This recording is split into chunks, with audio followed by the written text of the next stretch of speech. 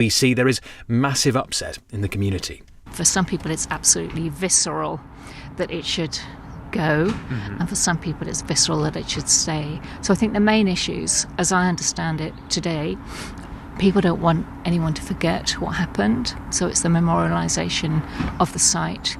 It's the justice aspect as well. The Conservatives are calling for a 15-year wait before immigrants can apply for British citizenship. Kemi Badenoch also wants new conditions to be eligible for indefinite leave to remain in the UK. This would include applicants having to show they've never claimed benefits nor used social housing.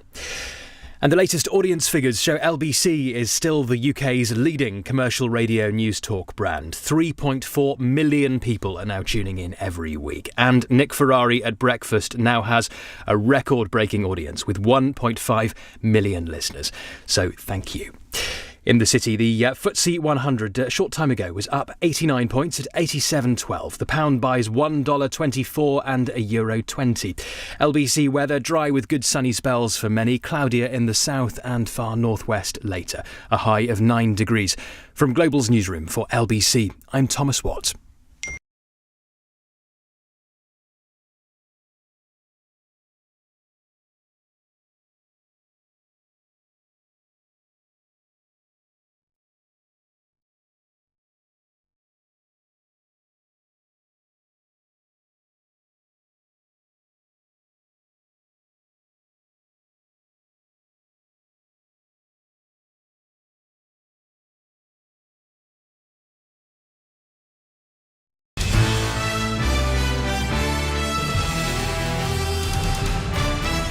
This is LBC from Global, leading Britain's conversation with Nick Ferrari at breakfast. Call the Cabinet. Put your questions to the Home Secretary Yvette Cooper now. Call 0345 6060 973. Good morning, 2 minutes after 9, Thursday, February the 6th. Well, you heard it all there. It's your opportunity to call the Cabinet to, arguably, one of the most senior police people in the government at all. It is the Home Secretary, Yvette Cooper, who's here to take your calls. Thanks for coming in, Home Secretary. Good morning, Nick. Good to see you. Thank you, Home Secretary. First, can we just come to what seems to be an advance, the issue of stolen phones? I note that the Metropolitan Police has seized more than 1,000 stolen phones in a week in a crackdown. That's led to 230 arrests, which is obviously something to be commended. But you're taking more action on that. You have a form of a summit today. What can you tell us about that, Home Secretary? Yeah, we know there's been a big increase in mobile phone theft over the last few years, over 40% increase in snatch theft. And this has been driven often by organised crime. Some of those phones are ending up being sent far and wide right across the world. We need much stronger action. You've seen some of the work that the Met has been doing with that hotspot targeted going after the criminals responsible.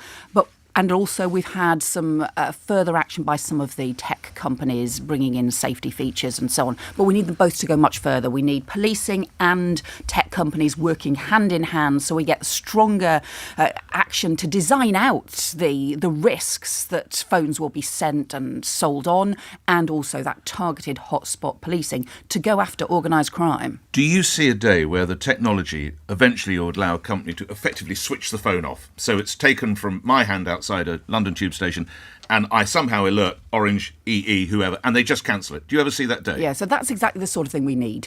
And what the tech companies will say is that some of that happens now, and if you've got the safety features switched on, then that's what happens. But actually, as we know, a lot of us, well, which safety features, which are we supposed to switch on, and how do you do it, and so on. So that's why we need the tech companies to keep making progress and to do much more to make sure that there's not an incentive to steal phones and they can be switched off straight away. And also alongside not just police forces, but also we're bringing in the National Crime Agency to this summit as well, because this is organised crime that is driving it. How will we know your summit is a success? Well, ultimately, we need the drop in mobile phone thefts. That's what we need to see. And we need a strong partnership between policing and tech companies in order to do it, because it's totally unacceptable. People shouldn't feel unsafe on the streets and feel like your phone's going to be whipped out of your hand. Lastly, and I'm sure you've probably heard some of these stories from your constituents, I hear from listeners their phone gets stolen. They have some kind of tracking device on it. They call the police, wherever it might be, the Met, Yorkshire, wherever, and they say, right, I found my phone, it's in 27 Station Approach, Upper Whoop Whoop. and the police say there's nothing we can do. Why? Yeah. And I want the police to be able to take much stronger action in those circumstances. Well, you are the Home Secretary. You can order them to, can't you? Well, as you know, Nick, the Home Secretary doesn't order the police to do things in individual operations. As you know, we have operational independence. You want to do more, like what? So I think that means it's about hotspot policing and targeting and being ready to take swift action. It's about speeding up the warrants and the action that needs to be taken. But I am also looking at what stronger powers that the police will need to be able to do this. That's one of the things we will be discussing at the summit today, is what more powers they might need, what more action might be taken, because we've got to make sure that this really damaging organised crime can be tackled. But lastly, do you hope there will be the day when someone says, I found my phone, it's in this road, it's in this street, I'm in the road, please send an officer around? You want to see the day where an officer will turn up and have the power to go in and seize that stolen phone? I want the police to be able to take swift action in those circumstances so they can go after organised criminals. Let's get to the calls. That's what you've come in to do, and I'm grateful to you, Home Secretary. Lisa is in Doncaster. You're through to the Home Secretary, Lisa. Morning to you. Morning. Hi, Yvette. Hi, so my Lisa. name's Lisa. Morning. My name's Lisa Theobald. My son was killed 3 times 3 years ago due to knife crime in the town centre. I'm so sorry. Thank you. As of the recent events in Doncaster and Sheffield, so a lot of the parents are asking for a rolling out of metal detectors/scanners. Do you support this, and how quickly would it be able to be done? Lisa, thank you. Our condolences to you, Home Secretary. Lisa, I'm so sorry about the loss of your son, and it's unimaginable, I think, for any parent. And thank you so much for raising this and for speaking out and for campaigning on this, because I can't imagine how hard it must be to do that. We do want much stronger action to tackle knife crime and youth crime more widely. So we've set a mission that should be about halving knife crime over the next 10 years. Already, schools can use those sorts of metal arches and things. And I would support schools that want to do that, because schools need to be kept safe. But you also need much broader action on preventing young people carrying knives in the first place. A lot of the attacks we've seen have been after school, have been in the evenings. We've seen, obviously, children on a bus, in the street, in town centres, the most awful things happening.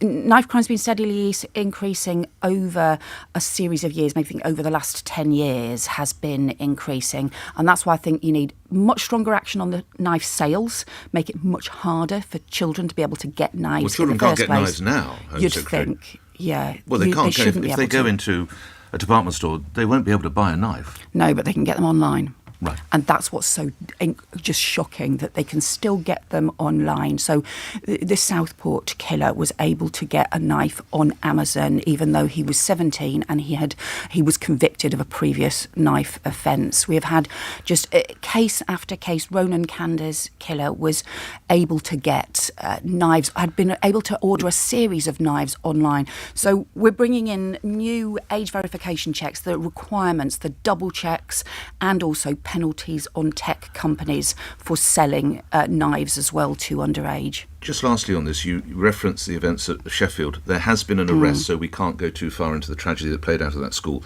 But noting that was a school that was placed in lockdown days prior to the horrific attack, shouldn't a knife arch have been made available immediately by the local authority, the police or central government? Shouldn't those knife arches go in after a lockdown? Well, I think we obviously will need to know more about what's happened in this case. And as you say, the investigation is ongoing, but I do take it extremely seriously. And Lisa is right to raise the concerns of parents on this.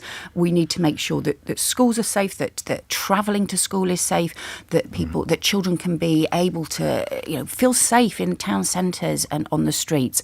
And that's why you need the much stronger action in terms of the knife sales, but also the prevention work and swift action when a child is found carrying a knife, because too often those cases have just been dismissed. They've not swift had action action such taken. as jail? So, well, for example, you have cases where we've seen cases, I've spoken to the police about cases where a child was caught carrying a knife And all they had to do was write an apology letter. How old was the child? And I think that was about a 14, 15-year-old child. All they had to do was write an apology letter. That's not good enough. What should you need she have much done? more. You need. We want to see referrals to the youth offending teams, so that there can be a proper intervention in the most serious cases. Of course, the most serious cases But aren't those the sort of teams that failed with the Southport killer? Well, we don't fully know the story of the Southport killer, Why not? and that's why we need a public inquiry. Why? You're the Home Secretary. You don't know all the events concerning Radicalana. Why not? No, well, so this is a good issue. But we know, I do know what happened in terms of the Prevent. I've done a detailed Prevent learning review. But what I don't yet know is the interaction between mental health services, social services, early years help, the schools, all of those different organisations. We know that between them, those organisations failed to recognise how dangerous This was that 8 man months was. ago, Home Secretary. Which is why we need but we've had a police Why do we need a investigation. public inquiry to find out who didn't talk to who? Well, as you will understand, Nick, you have to have the police investigation. The most important thing was to get the criminal trial through and to get justice and to get the killer prosecuted and through that trial, rightly so. What we now need is the public inquiry, because we need all of those organisations to be able to be honest about what happened and, the way in which that they failed. Hopefully you've been made aware of a story that LBC is running today, Home Secretary, showing the number of women caught carrying knives has trebled in a decade. So campaigners suggest this is a rise linked to women's safety. You and your colleague Jess Phillips and others have said you want to make women feel safer in this country. How do you react to this news? I think it's really stark, the findings that your investigation has done. It's very powerful, because we obviously have seen cases of young women also being drawn into violence. We saw that in Ammanford. We seen where there was an appalling attack by a teenage girl. We've also seen cases of teenage girls being effectively becoming the victims of violence, and including abuse in relationships as well. So there'll be different factors behind this. Okay. But either way, it's knife crime, and What's your it's message dangerous. To a woman now who might be thinking, unbelievably unaware of statistics, you'll know better than I, you're more likely to be hurt or killed with a knife you're carrying. This is absolutely What's your dangerous. message to the women who are doing it now, Home Secretary? Do not carry knives. Nobody should be carrying knives. This is a message to women, to men. No one should be carrying a knife. This is dangerous. It is illegal. You should not be doing so, and it will just make the violence worse. Let's come to more call. Thank you for your call. Ashley in Beaconsfield, you're through to the Home Secretary. Go ahead, Ashley. Morning. Good morning, Nick. Good morning, Home Secretary. Morning, Ashley. My question to you, Home Secretary, is in the light of the extremely damning report of Valdo Calacane yesterday, what are you going to do to ensure that this never happens again? Home Secretary. Yeah, so the report yesterday was around the failings in the health service, and particularly this is around mental health. And I think there is a big concern about the interaction really between mental health services and policing, particularly for dangerous cases. So the health service, the health department have said that they are accepting the recommendations. The NHS is accepting the recommendations, and that action needs to be taken. But we do believe that more needs to be done. That's why the Prime Minister has said that he wants the inquiry into what happened, and obviously the things that Barnaby, Grace and Ian's families have been calling for, because it's about how the mental health and police and other agencies just failed to work together. And the tragedy is, we're talking now about Nottingham, but we're having the same issue about system failure between different organisations when it came to Southport as well. Yep. And that's one of the big issues that I'm concerned about as a new Home Secretary coming in, is just seeing the way those relationships between different organisations, to me, seem to have fractured over very many years, and we need those partnerships working together in these dangerous cases. The families of the 3 victims all want those who are responsible for the mistakes to be named, whether they're with the NHS, police or other forces or services. Would you agree they should be named? I'm not going to comment on the details of that, because I think that will be something. It's whether they should be named. I know, but I think that's also something that the inquiry can look at as well. I do recognise, understand. For everything, Home Secretary, you must have a view. If Nick Ferrari has failed to do his job working for Nottinghamshire Health Service, shouldn't he or she be named? So I think I don't know the details of which individuals it would be talking about and the way in which that inquiry has been done. When we've had the public inquiries in the past, then usually people have been named and they have been part of that public process. And I think that's the best way forward. Ashley, thank you for your call. Daniel, you're in Golders Green. You're through to the Home Secretary. Go ahead, Daniel.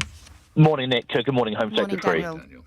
Home Secretary, as you'll be aware, the National Police Chiefs Council has warned of over £1.3 billion of government funding cuts, which will obviously affect frontline policing. And I was just wondering, what is your message to all of the dedicated, hard-working police officers who put their lives on the line every day to protect members of the public, to reassure them about the cuts in government funding to UK policing?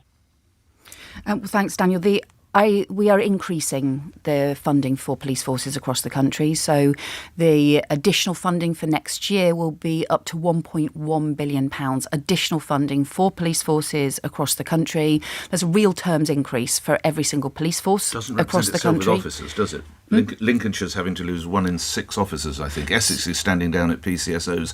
The Met might lose the Parks Squad, Royal Parks Police. So the dog unit is under threat. Let me come to some of those details. So the starting point is we are increasing. We're not cutting the funding for police forces. We are increasing substantially the funding for police forces next year by up to £1.1 billion additional funding for police forces next year. The reality is if you're in Lincolnshire, Essex or possibly London Park, there won't be officers there. Essex has just reversed the threat that they were going to get rid of PCSOs, and they have now reversed that and recognised that we are providing £200 million within the funding we're providing, £200 million for neighbourhood policing to increase neighbourhood policing, and they have now, as a result, reversed that decision. We do need police forces to make efficiency savings because, to be honest, there are 43 different police forces who all procure 43 different IT systems, 43 different sets of kit and equipment and cars and so on. So we do need those efficiency savings. And we do recognise that, of course, there's cost pressures on policing, and some police forces over the last few years have run down reserves as a result of budget pressures recently. But the bottom line is we are increasing by up to 1.1 billion the funding for policing next year. But what I would say, look, Daniel's questions was, what's the message to police officers right across the country? Yes. And I mean, I just pay tribute to the incredible hard work of police officers right across the country who do a really difficult job day in, day out, not just those who are on the front line, the ones who are response officers, the neighbourhood policing, but also those who are doing some of the most difficult investigations of all. We are doing everything we can in, frankly, very difficult financial circumstances because the legacy in terms of terrible growth, in terms of the state of the public finances that we inherited from 14 years of Conservative government was damaging, but within that we are putting more investment into policing. Let me feature some questions from the emails and the texts that are coming in. Rachel in Bexley says, does the Home Secretary now regret we weren't told more about the possible terror motives behind the Southport killings? Home Secretary, was that a terrorist offence? So the Crown Prosecution Service concluded, and so did the police, that there was no ideological motive behind it, and therefore that didn't fit with the 2000 Terror Act, which requires for something to be a terrorism act. Well, one of the measures he was charged with was a terrorism offence, but the Crown Prosecution Service and the police concluded that it didn't, for the terrible attacks, the appalling murders, that didn't meet the definition in the legislation. But what we've said is, look, this was clearly terrorising. I mean, it was clearly an attempt to terrorise a community, and therefore we need to look again at the powers, at the sentencing arrangements for acts like this, which are so heinous, that are so just unthinkably appalling, to make sure that we've got the powers that we need to be able to do so. The Chief Constable of Merseyside Police, Serena Kennedy, has effectively said in one shape or form that they were gagged from saying more. They wanted to be more open, but they weren't allowed to. Do you see that's true? So I think by the police, actually for us in the government, we all were keen to be able to say as much as possible, as fast as possible. We knew, for example, about the prevent referrals to the perpetrator, and we have now published all of the details, the learning review of everything that happened. Of course, we wanted to be able to make information available as early as possible, but the clear guidance from the Crown Prosecution Service was this is the British justice system, and the information should be made available at the trial and after the trial, so that when there a was a trial for suggestion it was jury... terror-related, it was knocked back by hang on a senior second. members of the government, not you, no, but others. Actually, no, that's not right. We've always said this is a matter for the police and the Crown Prosecution But the police Service. can't say what they want to say. But Serena Kennedy, Chief Constable of Merseyside, since day one, we've wanted to say much more to show we're being open. We've been advised that we can't.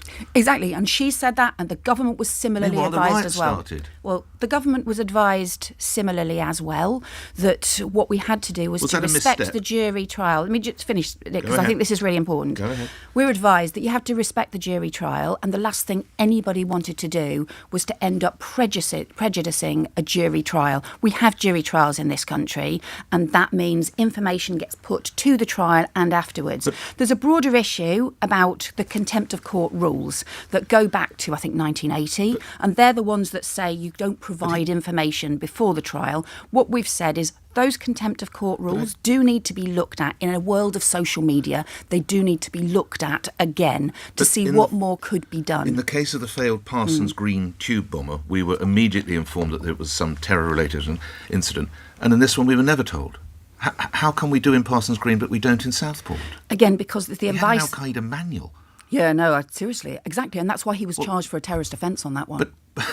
But we knew in the Parsons Green case, but we don't in Southport. I don't understand. Meanwhile, the country is unrest and we have riots because of a lack of knowledge and social media. Yeah, hang on a second. I don't think anybody should make any excuse I'm not making for an excuse. rioters I'm who not making an threw excuse. bricks No, and rocks I at agree. the police. And I do not believe that was But in the caused by darkness what was and mist happening of about lack of investigations. knowledge, people take criminal action, which could have possibly been halted if Serena Kennedy had been able to say, there's an Al-Qaeda manual or there's some form of terror-related. And that's the thing.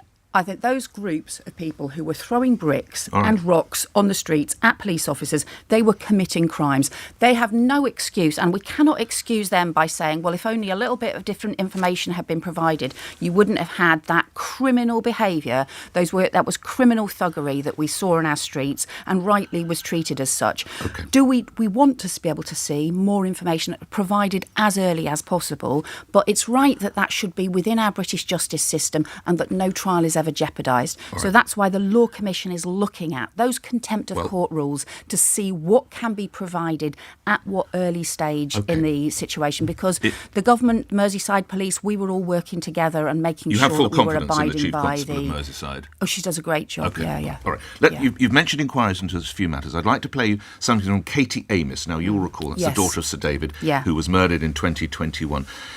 Miss Amis spoke with LBC's Ian Dale last night, calling for an inquiry. I met with Yvette Cooper last week and I said, OK, so now you've announced immediately that there will be an inquiry into Southport. Obviously, that means that my father's case will now get one. And she was unable to confirm because she said that she wasn't the Home Secretary at the time that it happened to my dad. But that is absolutely irrelevant. That's not a reason.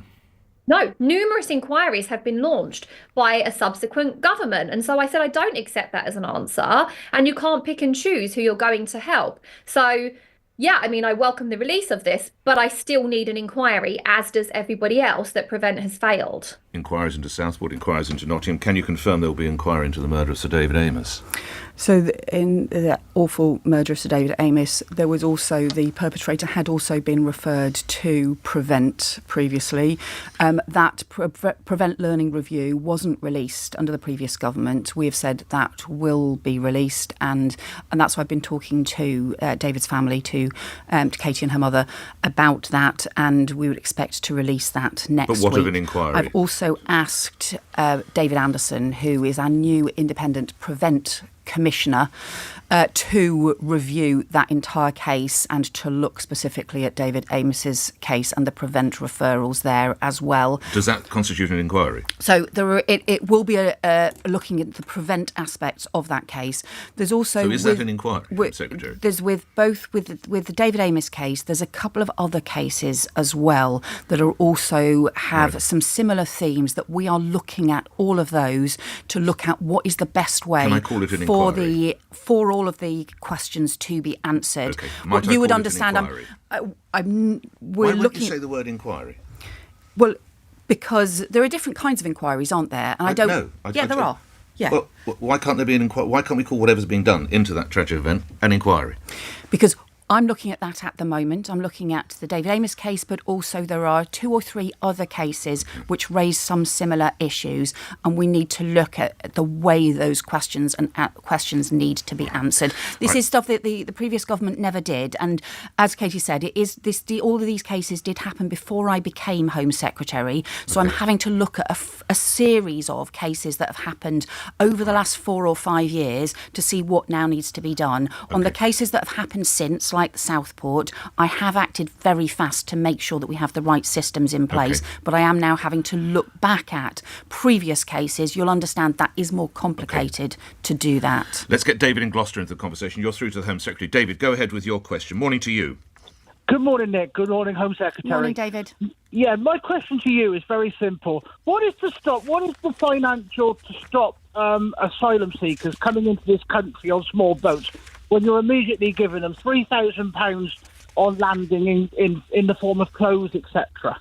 This was a report that came out, I think, last week or last month. I'm so sorry, it was last week. The taxpayer providing up to £3,000 for flip-flops, hats, gloves and puffer jackets. £4 million over the past 3 years, of course, most of which was under Conservative administration. Home Secretary. It was, and we have inherited a system from the previous government. What we need to do is we need action to prevent these dangerous boat crossings in the first place. They are undermining border security and put lives at risk. Yes. Of course, where there are people who are ending up arriving on our shores, we then need to make sure that decisions are made as rapidly as possible and those cases are dealt with as rapidly as possible. But really, we should be preventing those boat crossings in the first place. Okay, and but that when means they going get here, after the criminal are we going gangs. to continue to give them puffer jackets and hats? The when we have to deal with people, sometimes we end up with people who are soaking wet. Well, look, I don't know the details of that report. What do you need to know? It's 4 million over people, up to £3,000 a day. Men, women, and children arriving at Dover, puffer coats, hats, gloves. I mean, what do you need to know? You could stop it with the stroke of a pen. Well, hang on a sec. So you're happy for it to continue? Hang on a second. You end up having if you have children who are who have been on these dangerous boats, then you do need to make sure that they are warm and dry on arrival. But and the men as what well we get a also puffer need coat, to do jacket, is whatever it is. prevent these dangerous boat crossings in the first place. And frankly, criminal gangs have been able to get away with this. They're creating an entire criminal industry.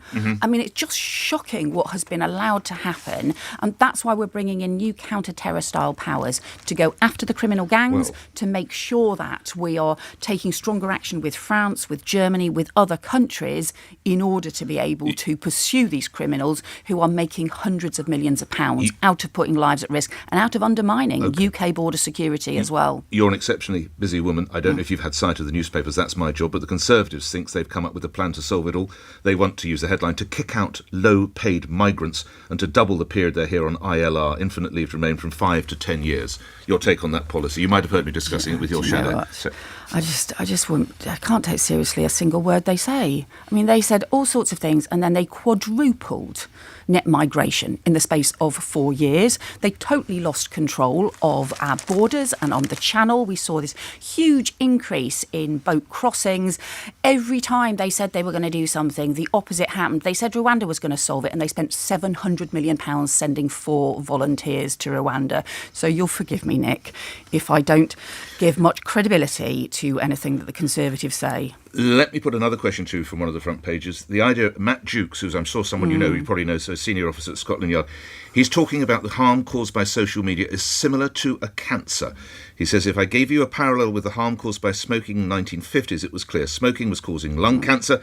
It took so long to regulate. And he makes a parallel with social media and young people 16 and below. Is he right? And if so, what's to be done? I am really worried about what some young people are seeing online. This is so different from when you and I were growing up, Nick. And it just feels, but even compared to 10, 15 years ago, the things that young people are seeing online and the impact that has, I do think that is linked to growing violence that we have seen among young people in different ways. And we've got new changes coming in, the new Online Safety Act from the spring, which means that they have to take down illegal content, new measures later in the year that they have to do more to protect young people from seeing inappropriate material. But Right. nothing can be off the table here. We've got to do more to protect children's safety. So together, so I'm just going to pull questions out from the email without even giving people's names. 5.7 million people are going to be denied democracy because they can't have their local elections. Why is Labour running scared? Asks John. I think this is just the devolution changes means reorganisation of various local councils means that elections take next year rather than this year. Otherwise, 7 years. Well, otherwise you end up with electing people for a year and then re-electing them another year later, and it just costs loads more money. So this is a small number of cases just in order to implement the big reorganisations that rightly need to happen. Abbey in Ladbroke Grove. Did Angela Rayner consult Grenfell survivors over the decision the building must be demolished? I think Angela Rayner has been meeting with Grenfell survivors and families for a very long time. I know that she is continuing to do so. I think that's her priority, having further discussions with them today. It was consulted, all people were consulted? I know that it's been something that's a huge personal priority for her because this is just so devastating, everything that's happened there. Okay. So she's continuing to talk to survivors. And the last one from me. Is the employment of a voice coach sufficient to break COVID restrictions? Your Home Secretary. And I think you're referring to the then leader of the opposition, Sir Keir Starmer, having a voice coach come to his home during COVID. And he was working. He's been very clear about that. He was working. The difference was the Conservatives were partying. I think, there's a huge difference between us getting on with working and doing the job that he and other people needed to continue to do during COVID, and, a bunch of Conservatives who were partying and throwing God knows what up the walls of Downing Street as they were doing so, at the same time as supposedly being in charge of the rules that they were expecting other people to follow. Given the parliamentary sketches I sometimes see over Prime Minister's Question Time, should Sir Keir ask for his money back? How well did the voice coach do with Sir Keir? How is his delivery at PMQs? I think his delivery is great. Do you? Yeah. Sometimes many of the parliamentary sketch writers say he's rather wooden, rather adenoidal. You don't recognise that? Can I confess? I obviously don't read the parliamentary sketches. You don't. You are happy. I think there might be a lot more on. Look, I think it was money well spent. The work that Keir Starmer's doing. No, it was money well spent on his plan voice. For change for the country, it was money well spent. That's really important. And to be honest, I'm afraid I haven't had the time to read parliamentary sketches. Okay, it was money well spent, Yvette Cooper. I think Keir's doing a really important job and doing a brilliant job in terms of drawing up that plan for change for the country. That's what it's about. Good to have you. Thank you for taking the calls and answering all the emails and texts here on Call the Cabinet. 9:32. My thanks to Home Secretary Yvette Cooper. Let's get the LBC News. The Home Secretary, Yvette Cooper, has told Nick she supports the use of knife arches to improve safety in schools. She's acknowledged the need for proper intervention to tackle knife crime. You need the much stronger action in terms of the knife sales, but also the prevention work and swift action when a child is found carrying a knife, because too often those cases have just been dismissed. They've not had action taken. As jail? So, for example, you have cases where we've seen cases, I've spoken to the police about cases where a child was caught carrying a knife and all they had to do was write an apology